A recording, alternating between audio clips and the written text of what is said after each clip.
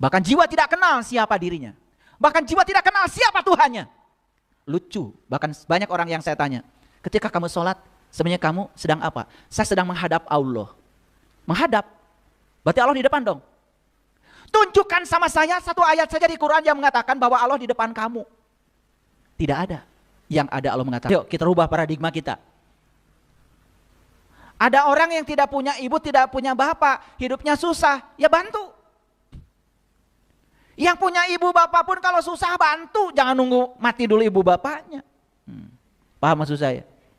Kalau mau bantu, bantu aja. Kata orang Sunda, nulung kanu butuh, nalang kanu susah. Jangan ditanya, punten, gaduh ibu rama kene henteu.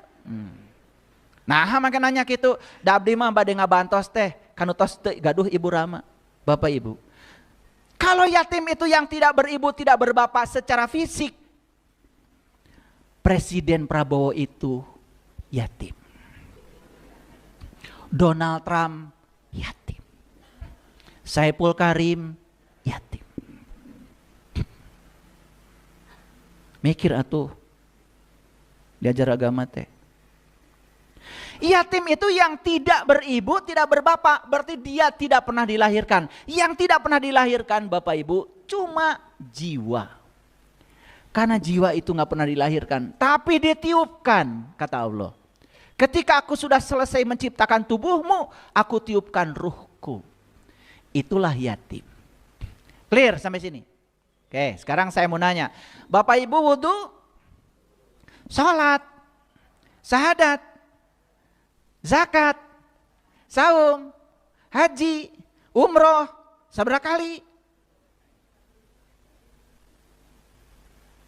Pertanyaan saya, apakah semua ritual yang Bapak Ibu lakukan itu melibatkan jiwa?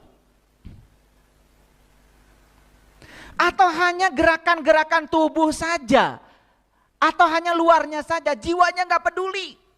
Sholat cuman berdiri, ruku, sujud, itidal. Tetapi jiwa sama sekali tidak dilibatkan. Bahkan jiwa tidak kenal siapa dirinya. Bahkan jiwa tidak kenal siapa Tuhannya. Lucu, bahkan banyak orang yang saya tanya, ketika kamu sholat, sebenarnya kamu sedang apa? Saya sedang menghadap Allah. Menghadap, berarti Allah di depan dong. Tunjukkan sama saya satu ayat saja di Quran yang mengatakan bahwa Allah di depan kamu. Tidak ada. Yang ada Allah mengatakan, aku meliputi kamu. Aku bersama kamu. Lebih dekat daripada urat nadi lehermu. Tidak ada ayat yang saya dapat di Quran yang mengatakan Allah di depan. Tapi kalau kita sholat kayak yang benar ya, sedang apa? Menghadap Allah. Berarti menghadap Allah di mana? Di depan. Kalau Allah di depan berarti kita di mana? Di belakang. Kalau Allah di depan, kita di belakang, berarti Allah dengan kita terpisah atau bersatu? Tunjukkan sama saya ayat yang mengatakan bahwa Allah terpisah dengan kita. Tunjukkan sama saya. Gak ada Bapak Ibu. Allah mengatakan, aku meliputi kamu. Bahkan Allah mengatakan, jika ada yang bertanya tentang aku, katakan fa inni qarib. Aku dekat. Banyak yang keliru gak selama ini? Banyak apa banyak sekali? Tapi sadar gak sekarang? Oke. Sadar bahwa itu keliru, itulah kekuatan. Sadar bahwa saya punya kelemahan, itulah kekuatan.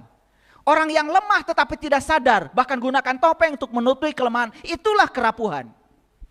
Jangan heran kalau agama hanya hidup di rumah ibadah, tetapi agama tidak ada di pasar, tidak ada di kantor.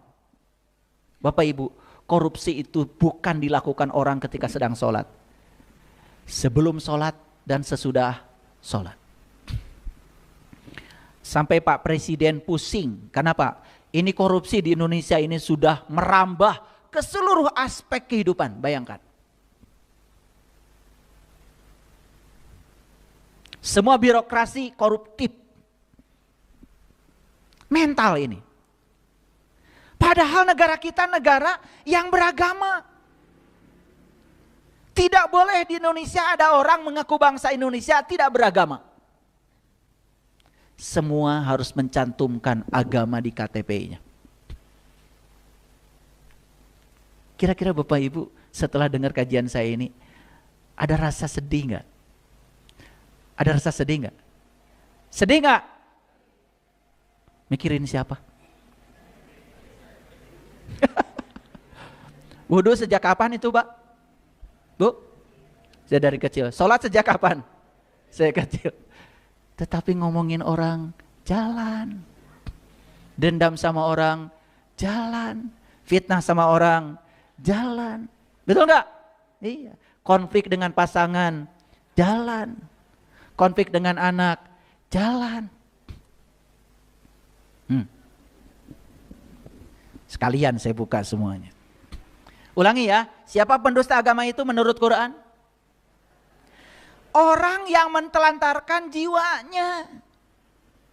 Orang yang melakukan ritual tetapi tidak melibatkan jiwanya. Makanya agamanya hidup di rumah ibadah. Tetapi tidak hidup di ruang kehidupan. Saya kadang-kadang suka mancing-mancing. Maaf, tapi saya mah suka eksperimen. Ya.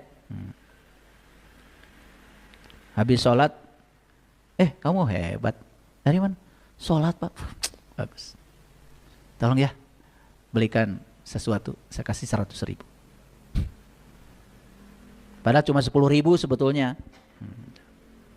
Udah, saya udah lama. Saya pura-pura tidak tahu aja. Gak kembali itu 90.000-nya. Padahal kalau dikembalikan juga saya udah niat. Ya, mohon maaf kalau saya dengan istri saya, kalau saya nyuruh sesuatu ada kembalian berapapun, gak pernah saya ambil. Niatnya sebetulnya ini mau ngasih sebetulnya. Ya, coba nyoba dulu kan habis sholat. Ya itu hasilnya. Enggak saya tegur sampai sekarang Bapak Ibu, biarin aja. Kan itu bukan urusan saya. Itu urusan dia dengan dirinya sendiri. Oh, saya cuma tahu. Jadi saya cuma ngecek kalau sholatnya nggak benar gitu aja. Gampang kok. Gampang Bapak Ibu. Ya. Habis sholat saya ajak makan. Makan. Ya. Saya coba. Ada nggak inisiatif? Dan duitnya juga ada, dia punya. Sengaja saya ngambil tempe, tahu yang murah-murah. Takut yang ngitung. Kalau ngambil gurame kan dia ngitung nanti. Makin jauh dari teller. Kali aja di inisiatif gitu ya. Enggak, diam aja. Oh, pengen gratis. Makanya ada yang mau beli buku saya. Ayah guru, buku hidup menakjubkan berapa? Aduh, saya nggak tahu ya. Yang jualan tim saya nggak pernah ngurusi yang kayak gitu. Saya cuma nulis aja. Boleh nawar nggak Ibu? Mau hidup menakjubkan, nawar coba. Betul nggak? Lah ya, mau bagaimana mau menakjubkan? Ya, mentalnya juga udah mental miskin. Orang yang pengen gratisan itu sudah mental miskin itu. Tidak mau investasi. Padahal di alam semesta tidak ada ya, tidak ada sesuatu yang gratis. Semua di alam semesta itu selalu memenuhi hukum kekekalan energi. Energi itu kekal. Semua yang hilang akan dapat, gitu. Jadi tidak pernah ada energi yang hilang. Itu namanya kekekalan energi, Bapak Ibu. Ya. Jadi gratis itu mental apa? Ya udah, akhirnya saya bayar. Nyoba aja, kan habis sholat. Cerita kesuksesan. Saya bisnisnya ini. Saya ajak makan di restoran. Diam aja. Pengen dibayar. Berikutnya datang lagi. Aduh, saya ditipu orang. Ya itu kayak itu, mentalnya kayak gitu. Uang aja nggak betah tinggal sama dia. Nggak rindu bersama dia. Habis begitu. Betul nggak? Oke. Jadi tahu siapa pendusta agama? Jujur Bapak Ibu, jujur ya, jujur.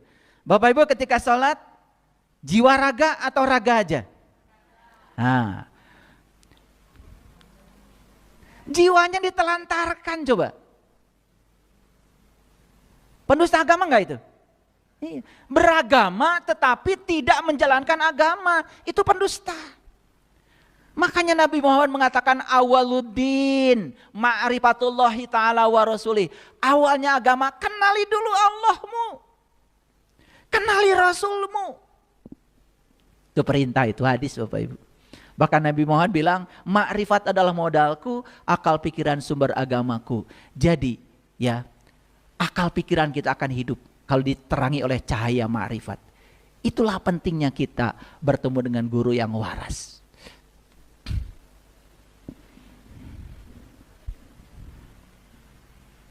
Itu yang pertama ya. Siapa pendusta agama? Ya siapa? Panjang-panjang. Pendusta agama adalah mereka yang mentelantarkan jiwanya. Panjang. Satu kata aja. Siapa pendusta agama? Ah gitu. Baru ngaji beres itu. Ya. Nanti kalau orang lain lagi. Orang lain lagi. Coba belajar jujur ya, kan sudah tadi. Pendusta agama adalah orang yang mentelantarkan jiwanya. Saya tanya lagi, siapa itu? Jangan diulang-ulang yang tadi. Bilang saya, gitu aja cukup. Nah itulah kekuatan. Oh berarti saya masih mendustakan agama. Pantes kalau agama hanya hidup di sajadah, di musola, tetapi di ruang makan gak ada agama. Piring terbang. Di dapur gak ada agama, betul gak? Nah gitu. Baca sih Bismillahirrahmanirrahim, tapi masak sambil marah-marah, betul gak? Udah akhirnya minyak cerot ke sini. Padahal kalau sadar Bismillahirrahmanirrahim, atas nama Allah yang Maha Pengasih dan Maha Penyayang, sebelum ke dapur bilang, ya Allah, saya ini istri, tugas saya menyediakan makanan yang enak buat suami dan anak-anak saya. Izinkan saya ya Allah menjadi kepanjangan tanganmu untuk membuat makanan yang enak buat anak istri, buat suami dan anak-anakku. Bismillahnya coba begitu. Begitu disajikan makanan, disantap sama anak. Ibu, enak banget makanannya. Ada cinta di situ, ada energi. Marah-marah, begitu dicicipi, asin banget. Sayur asam mulu. Karena ternyata lupa sambil marah-marah ya. Yang dimasukkan memang asam aja. Kan judulnya sayur asam. Lupa pakai gula, lupa pakai sayur, cuman air aja sama asam. Oke, lanjut ya. Yang kedua, nih lanjutannya. Siapa pendusta agama? Yang kedua, wala yahuddu ala ta'amil miskin. Dia tidak menganjurkan memberi makan orang miskin. Lihat saya semuanya. Tahu orang miskin? Tahu belum? Ya kalau belum tahu saya kasih tahu. Karena Bapak Ibu tuh orang miskin. Oh itu yang gak punya duit. Yang minta-minta. Itu aja otak kita selama ini. Yuk kita belajar bahasa Arab. Ternyata al-miskin dalam bahasa Arab, miskin dalam bahasa Arab berasal dari akar kata sakana, sakan. Arti dari sakan itu apa? Ya, sakan itu artinya diam, tenang, tidak bergerak. Jadi miskin itu dia yang diam, yang tenang, yang tidak bergerak. Siapa itu? Jiwa. Diri sejati kita kan yang bergerak tubuhmu. Diam, tenang, tidak bergerak. Ternyata al-miskin dalam bahasa Arab artinya adalah jiwa. Jadi siapa pendusta agama? Satu yang mentelantarkan jiwanya. Yang kedua nyaris tidak ada keinginan ngasih makan pada jiwanya. Jiwanya gak dikasih makan. Jiwa itu adalah nur. Makanan untuk nur, ya nur juga.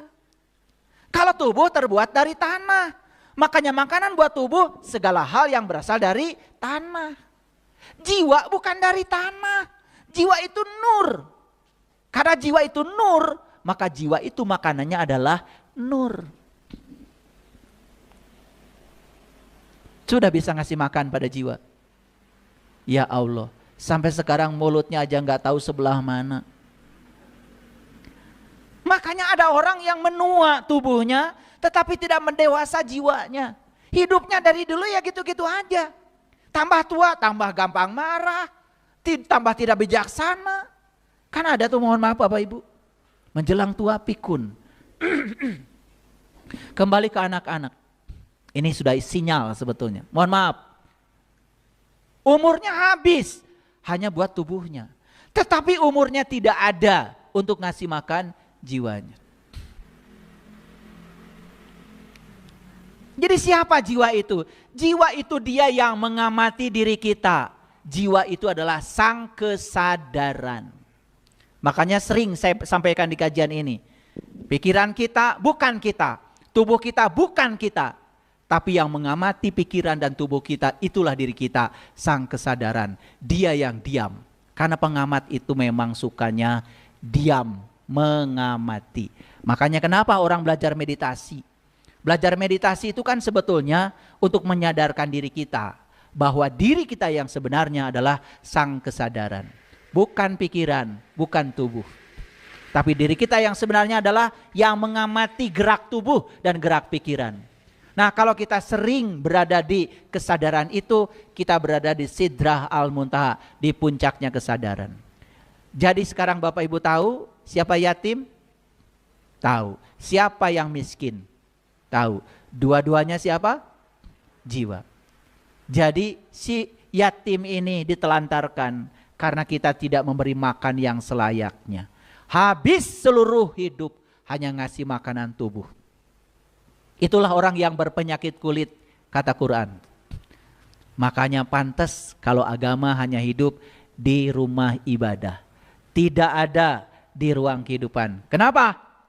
Karena ada ketimpangan dalam beragama. Agama hanya melulu urusan-urusan yang bersifat lahir. Habis waktu untuk berdandan. Mendandangi tubuh luar. Tapi tubuh dalamnya nyaris tidak didandani. Begitu. Udah terjawab judul ini? Oke. Jadi mengerti sekarang siapa pendusta agama? Kok gak ada suaranya?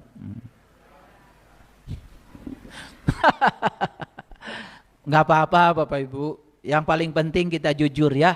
Karena apa? Tahu kalau kita tidak tahu, itulah awal kebangkitan untuk menuju pada kesadaran. Clear sampai sini? Nah, akibatnya apa? Coba baca ayat selanjutnya. Fawailul lil musholin. Kecelakaanlah bagi orang yang sholat. Yang sholat aja celaka Bapak Ibu, atau komun untuk sholat. Yang sholat aja celaka kata Allah. Sudah terjawab kenapa celaka? Karena jiwanya ditelantarkan, jiwanya tidak dikasih makan. Makanya akibatnya ketika sholat itu malah sibuk ngurusi urusan-urusan pikiran. Begitu Allahu Akbar, bray segala gunting nulengit ke kapanggih ke sholatna.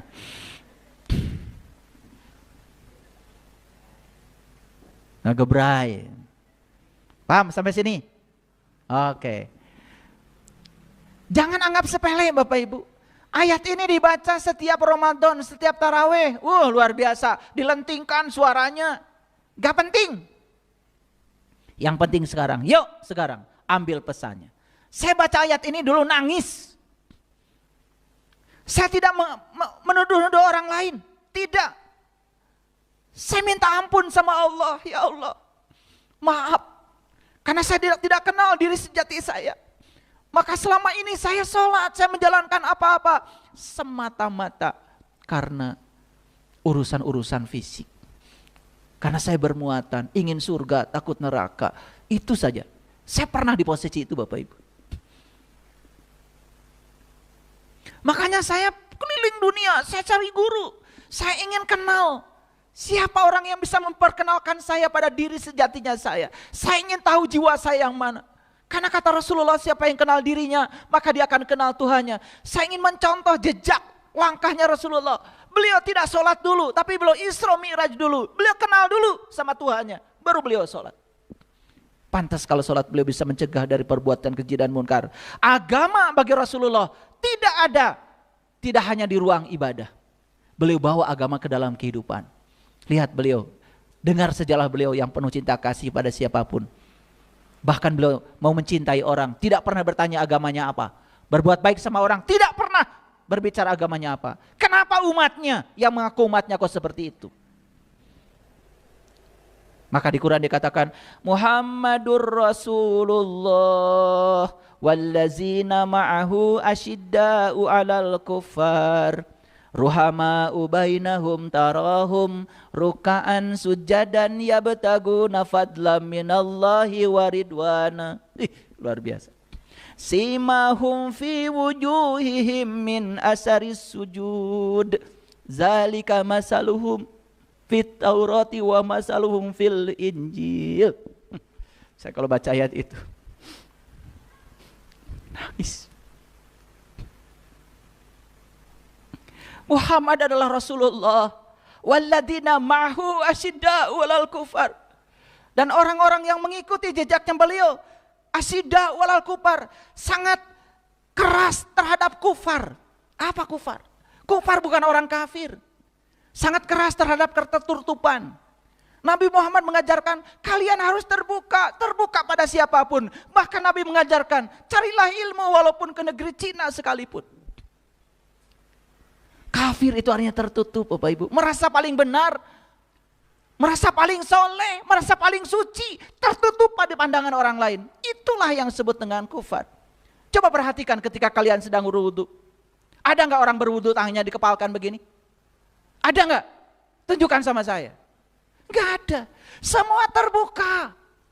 Karena dengan tangan terbuka kita bisa menampung air. Dengan tangan terbuka kita bisa memindahkan air ke wajah kita. Dengan tangan terbuka kita bisa memindahkan air ke mulut kita. Itu dari Rasulullah.